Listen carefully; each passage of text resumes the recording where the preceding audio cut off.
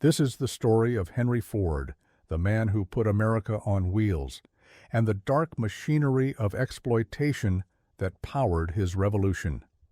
He is remembered as a genius, an innovator, perhaps the father of modern manufacturing. But behind the gleaming automobiles and the $5 workday was something far uglier. A legacy built on broken bodies, crushed unions and beliefs that would later inspire some of history's greatest monsters. Along the way, we will encounter assembly lines that devoured men, a private army of spies and thugs, and a hatred so venomous it earned praise from Adolf Hitler himself. So, let us begin. But first, who was Henry Ford before he became Henry Ford? Henry Ford was born on July 30th, 1863, on a farm in Dearborn, Michigan. If you don't know where Dearborn is, it's just outside Detroit, which would later become synonymous with the automobile industry. But in 1863, it was farmland, quiet, rural, the kind of place where a boy was expected to follow his father into agriculture and live out his days behind a plow. Ford hated farming. He would say so his entire life, often with considerable bitterness. What he loved were machines. He was fascinated by anything mechanical, taking apart watches as a child, reassembling them, figuring out how the pieces fit together. When he was 12 years old, he saw a steam engine moving under its own power on a road, not on rails, and it changed everything for him. He later said that moment was when his interest in horseless vehicles began. His mother died when he was 13. By most accounts, this devastated him. He would later say that the house became like a watch without a mainspring. Without her, the farm held even less appeal. At 16, he walked to Detroit to become an apprentice machinist. His father disapproved. Ford went anyway. I mention this because it tells you something important about the man. He was stubborn. When Henry Ford decided something, that was that. This quality would serve him well. It would also cause tremendous harm. Through his 20s and 30s, Ford bounced between jobs, returning to the farm briefly, working as an engineer for the Edison Illuminating Company, tinkering constantly in his spare time. He was obsessed with building a gasoline-powered vehicle. In 1896, he completed his first one. He called it the quadricycle. It looked ridiculous by modern standards, essentially a bicycle frame with 4 wheels and an engine, but it worked. It moved under its own power. Ford wasn't the first to build a car. He wasn't even close. Carl Benz in Germany had done it a decade earlier, but Ford had a vision that set him apart. He didn't want to build cars for the wealthy. He wanted to build cars for everyone, a car so cheap that every working man in America could own one. This sounds noble, and in some ways it was. But the methods Ford would use to achieve this vision were anything but. After 2 failed automobile companies, Ford established the Ford Motor Company in 1903. The early years were rocky. Ford was a brilliant engineer, but a difficult partner. He fought constantly with his investors over the direction of the company. They wanted to build expensive cars for wealthy customers. Ford wanted something else entirely. In 1908, he got his way. The Model T was released. Now, here's the thing about the Model T. It wasn't a particularly beautiful car. It wasn't comfortable. Ford famously joked that customers could have it in any color they wanted, as long as it was black. But it was affordable, and it was reliable. And Ford was about to make it cheaper still. In 1913, Ford introduced the moving assembly line to automobile manufacturing. This is what made him famous. This is what changed the world. And this is where the darkness begins. The assembly line worked like this. Instead of having skilled workers build a car from start to finish, you broke the process into tiny, repetitive tasks. One worker attached a wheel, another tightened a bolt, another added a door. The car moved along a conveyor belt, and each worker performed their single task over and over, hundreds of times a day, every day for years. Production time for a Model T dropped from over 12 hours to about 90 minutes. Prices plummeted. By the early 1920s, half the cars in America were Model Ts. Henry Ford had achieved his dream. But here's what they don't tell you in the inspirational stories. The assembly line was hell for the workers. The pace was relentless. Foremen stood with stopwatches, timing every movement, speeding up the line whenever they could. Workers weren't allowed to talk. They couldn't sit. Many couldn't even use the bathroom without permission, which was often denied. The repetitive motions caused injuries, chronic pain, what we would now call repetitive strain disorders. Men's bodies broke down, and the turnover was catastrophic. In 1913, Ford had to hire over 52,000 workers just to maintain a workforce of 14,000.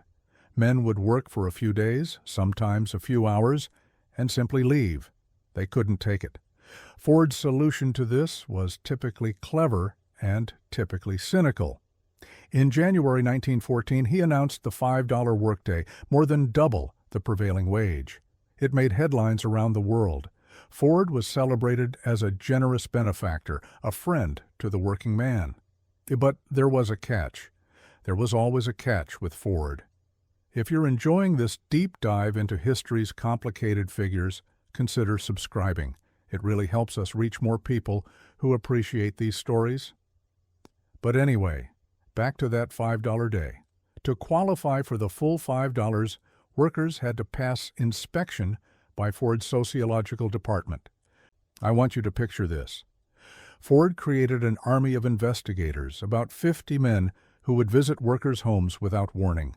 They checked whether you were married, whether you kept a clean house, whether you drank alcohol or gambled, whether your wife worked outside the home, whether you had boarders, whether you saved your money properly. If you failed inspection, you got the base rate of about $2.60 a day. Only workers deemed to have acceptable habits and home lives received the full amount. Ford was not just buying labor. He was buying control over how his workers lived. He was engineering their entire existence. And it got worse. The investigators asked about religion, politics, family disputes. They had interpreters so they could interrogate immigrant workers in their native languages. They visited repeatedly. They gave advice that was really orders. They had the power to dock your pay if they didn't like what they found. If you were an immigrant, which most Ford workers were, the pressure was even more intense. Ford established English schools and essentially required attendance. Workers who didn't learn English quickly enough, who didn't assimilate quickly enough, faced consequences. There was a graduation ceremony where workers would enter a giant symbolic melting pot in their native clothing and emerge in American suits, waving American flags. Ford saw himself as doing these people a favor. He was making them into proper Americans. Whether they wanted to be remade was not a question he considered. Now, this is where it gets fascinating, because Ford's desire for control extended far beyond the factory floor and workers' homes. He wanted to control how people thought. In 1918, Ford purchased a newspaper called the Dearborn Independent. Within 2 years, he transformed it into one of the most viciously anti-Semitic publications in American history. Beginning in 1920, the paper ran a series of articles titled The International Jew, The World's Problem. The premise was that Jewish people controlled global finance, media, and politics, that they were responsible for everything Ford disliked about modern life, from jazz music to short skirts to labor unrest. The series ran for 91 consecutive issues. Ford didn't just publish these views, he distributed them. Every Ford dealership in America was required to carry the Dearborn Independent. At its peak, the paper had a circulation of nearly 1 million. Ford also compiled the articles into a book, The International Jew, which was translated into 16 languages and distributed around the world. I need you to understand how influential this was. In Germany, a young political agitator named Adolf Hitler kept a portrait of Henry Ford in his office. In 1923, when Hitler was relatively unknown, He told a reporter that he regarded Ford as his inspiration. In Mein Kampf, Hitler praised Ford by name, the only American so honored. When Nazis were brought to trial in 1924, they claimed Ford's writings had influenced their ideology. This wasn't a secret. It was widely reported at the time, and Ford didn't stop. He finally shut down the articles in 1927, after a lawsuit and intense pressure, issuing an apology that many doubted he actually wrote. But he never renounced his views privately. In 1938, on his 75th birthday, Henry Ford accepted the Grand Cross of the German Eagle from the Nazi government. It was the highest honor Germany could give a foreigner. He accepted it 4 months after Kristallnacht, the Night of Broken Glass, when Nazi mobs destroyed thousands of Jewish businesses and synagogues across Germany. Ford knew what the Nazis were. He took their medal anyway. But anyway, let's return to the factories, because while Ford was spreading hatred through his newspaper, conditions at his plants were getting worse. By the 1920s, Ford had built the River Rouge complex in Dearborn. It was the largest industrial facility in the world, over 100,000 workers at its peak. Raw materials went in one end, finished cars came out the other. It was a monument to vertical integration, to total control. And inside, Ford ruled through fear. He had created a department called the Service Department, which sounds innocent enough. It was anything but. The Service Department was Ford's private army, headed by a former boxer and Navy veteran named Harry Bennett. Bennett was a small man, barely 5'7", but he was vicious. He surrounded himself with former criminals, ex-convicts, and thugs. Their job was to maintain discipline through intimidation and violence. They spied on workers. They beat union organizers. They controlled who got hired and who got fired. Bennett answered only to Ford. He carried guns. He kept lions and tigers as pets at his estate. He had a button on his desk that would flip it over, revealing firearms. Workers called the Service Department men spotters or servicemen, and they were everywhere. You never knew who was watching, who would report you for talking, for slowing down, for expressing any discontent.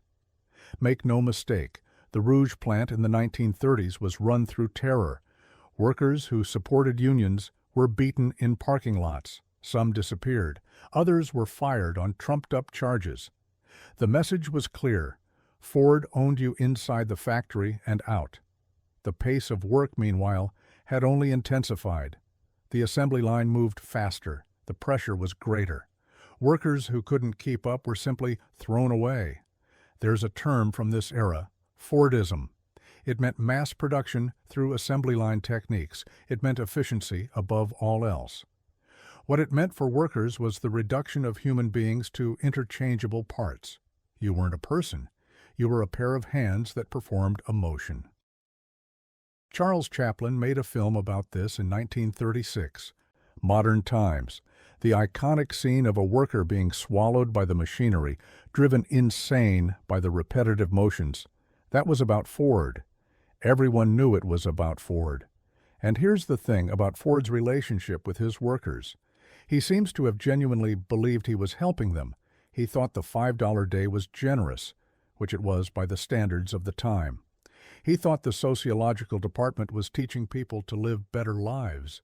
He thought the assembly line gave jobs to men who would otherwise have none.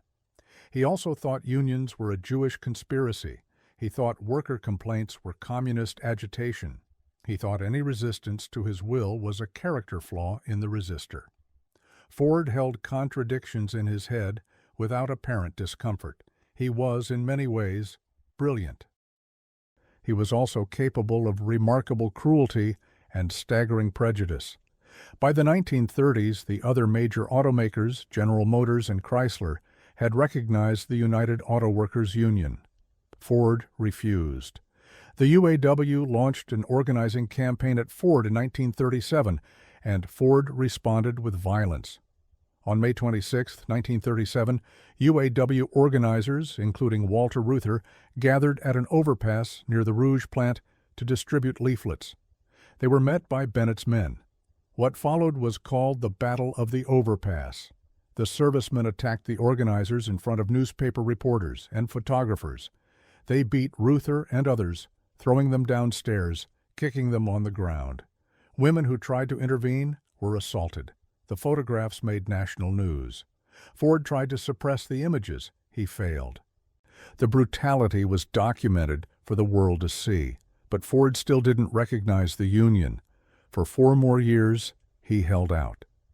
Bennett's men continued their campaign of intimidation.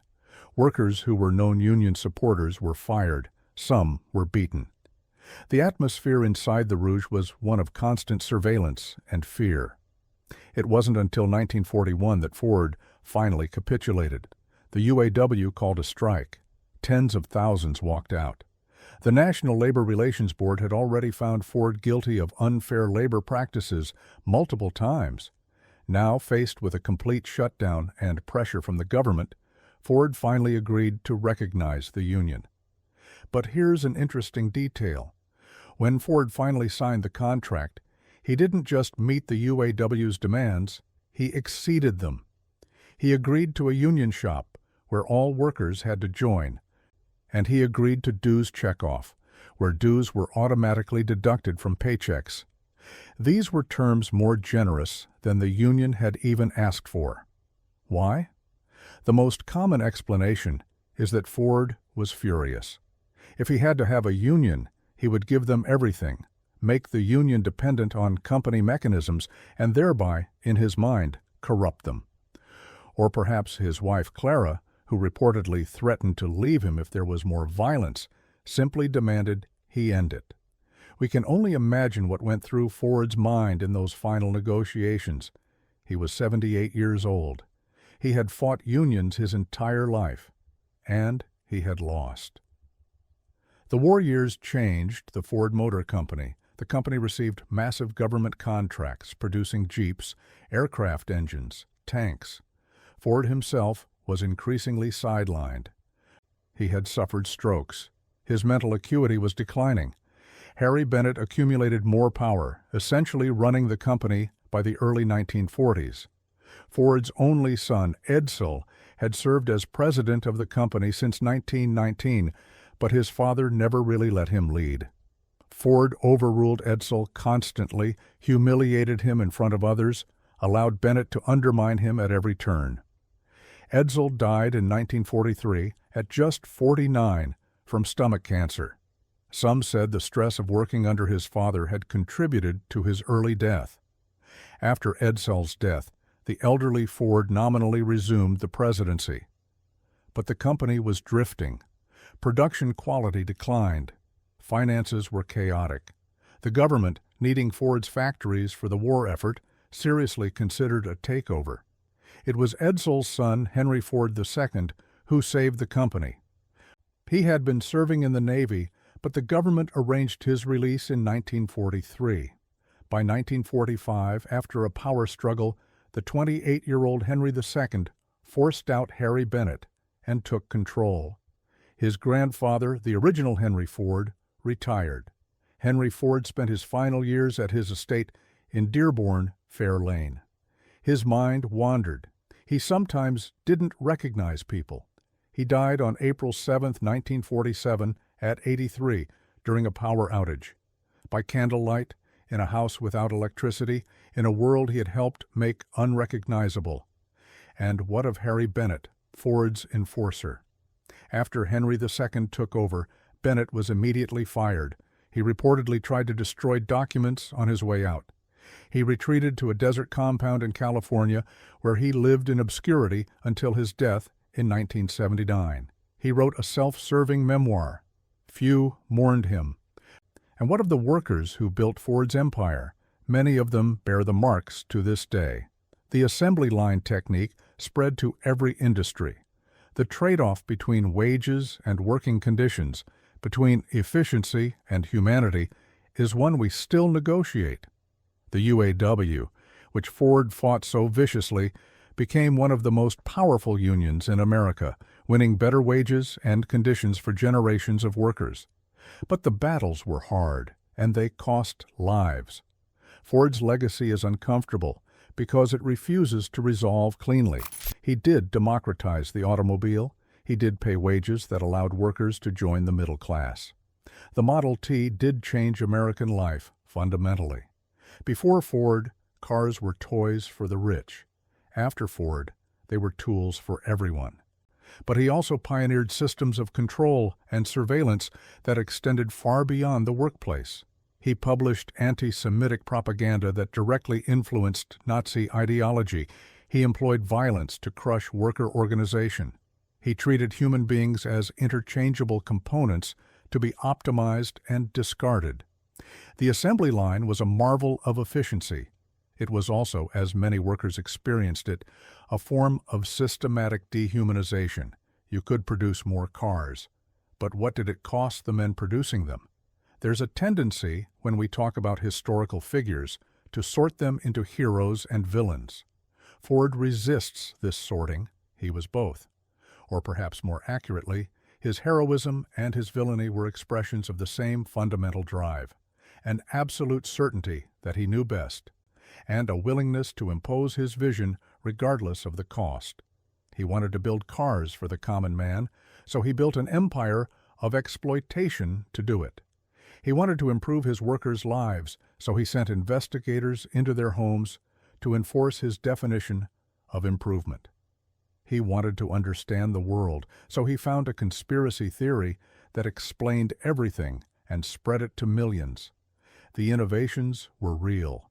The harm was also real. They existed simultaneously, produced by the same mind, funded by the same fortune. I think about the workers on those assembly lines, the ones who showed up before dawn and left after dark, the ones whose bodies were ground down by the repetitive motions, the ones who lived in fear of Bennett's men, the ones who couldn't speak their native languages, or join a union, or simply use the bathroom without permission. They built the cars that built America, and the man who employed them thought he owned not just their labor, but their lives, their homes, their thoughts. Henry Ford changed the world. That's undeniable. The question is whether the world he built was worth the cost of building it. And that question, I think, doesn't have a clean answer. Modern manufacturing, for all its improvements, still grapples with the tensions Ford embodied: efficiency versus humanity, profit versus dignity, control versus freedom. These are not historical questions. They are present ones. Ford's River Rouge plant still operates today, now called the Rouge Complex, making F-150 trucks. The assembly lines move, the workers work, the cars roll out. But the workers have a union now. They have breaks. They have rights that Ford fought against his entire life. That's progress, slow, painful, incomplete progress, bought with struggle and sacrifice by the very workers Ford tried to control. Well, there we are.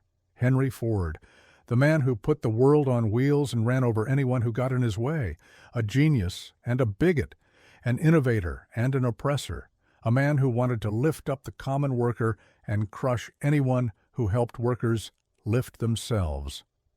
History is full of people like this, complicated figures whose achievements and failures are woven together so tightly you can't separate them. Ford is perhaps the ultimate American example, the self-made man, the industrial titan, the symbol of everything inspiring and everything terrible about the pursuit of success at any cost. If you enjoyed this one, subscribe for more and let me know in the comments what you think about Ford's legacy. It's a discussion worth having. Take care, and I'll see you in the next one.